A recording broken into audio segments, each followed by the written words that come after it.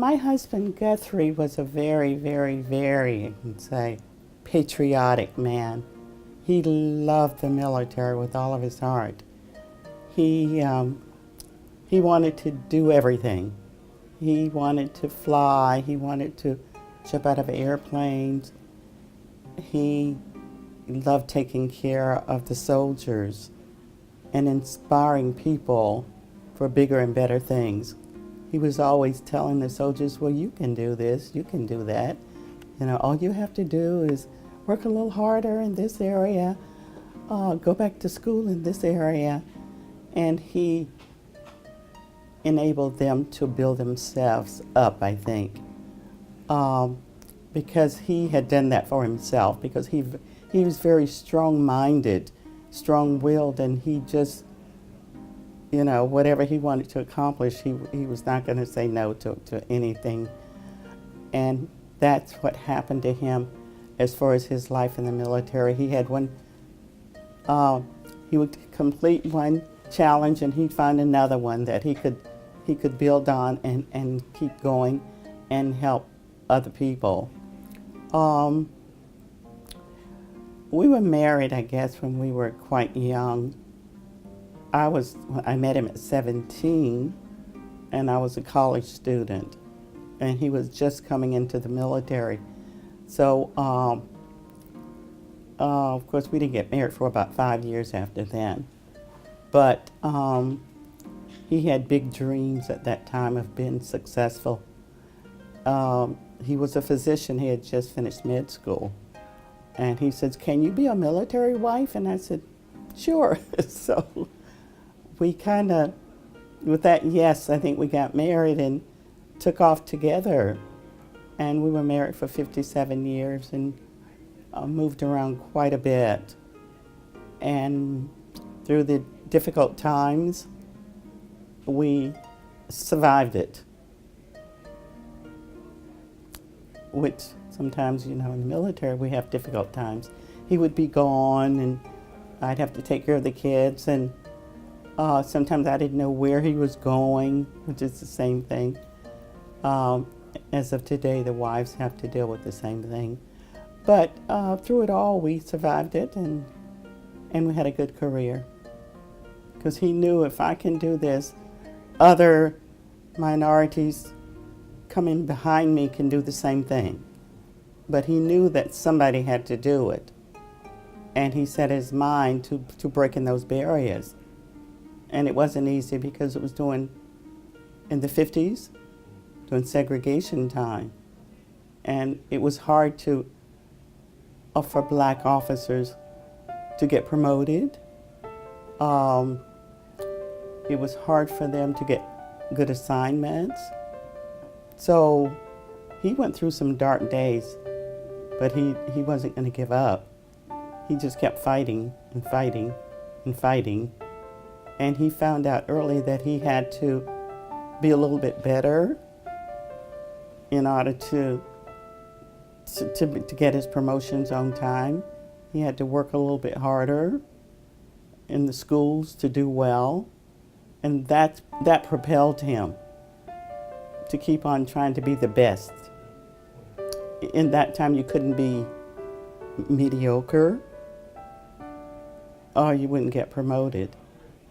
And very few officers were getting promoted on time. Like some people would stay in grade for six years. So he had to, his efficiency reports had to be way up there top for him to get promoted on time. And he did have some waits where he had to stay in grade for a while, but it caught up with him. And so he did well, but it wasn't easy, I must tell you. Because at that time, I think Truman eventually integrated the military, and things started to get better for black soldiers, minority soldiers. But they had a hard road to hoe to keep from getting kicked out. We couldn't live in some areas on post because it was segregated. We had to find places in town to live, which we did quite often. We couldn't go to, I told her yesterday, to the officers club because they were all white. We had a black club, and that's where the young officers had to go, unless there was a big function in the unit and everybody went, then we could go to the white club. But if not, we had to go to the black club.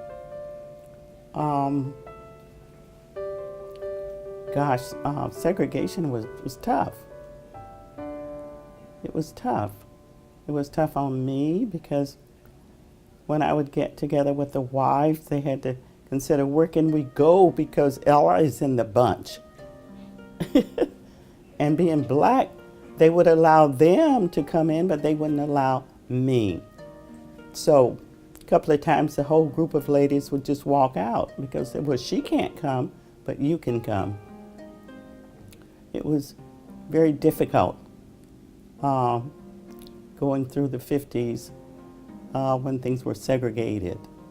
But we kind of fought the battle and made it through. And things slowly got better after Truman said, no more of that. And then we all became one Army, one Air Force, one Navy. And we could, all the privileges that the other officers had, we had to. And I think when that happened, the post was open. We could live on post. We could be neighbors. The kids could go to the same schools. So we went through a total segregation period.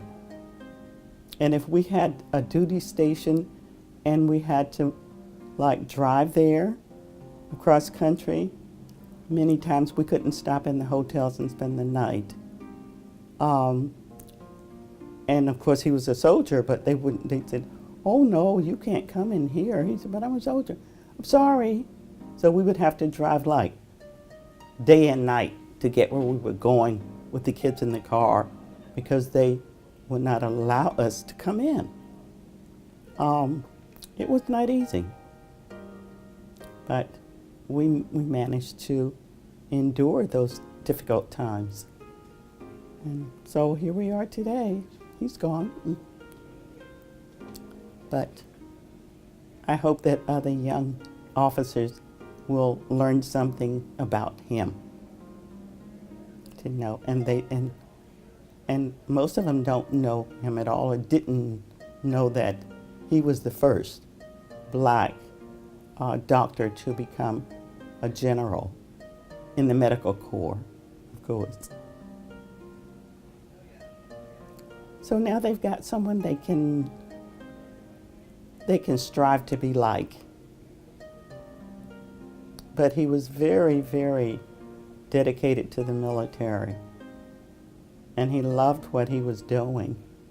He motivated people all the time to do their best and succeed. And he was just a patriotic person.